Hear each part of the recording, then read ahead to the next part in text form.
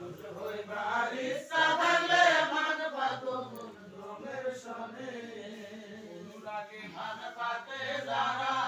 দমে বিকাশ পাইছে তারা অনুরাগে মান পাতে যারা দমে বিকাশ পাইছে তারা সৈয়দ মেদু সাকাই দিবে ধরা মেদু সাকাই দিবে ধরা আছে মানুষ অতি গোপনে মানুষ হইবার ইচ্ছা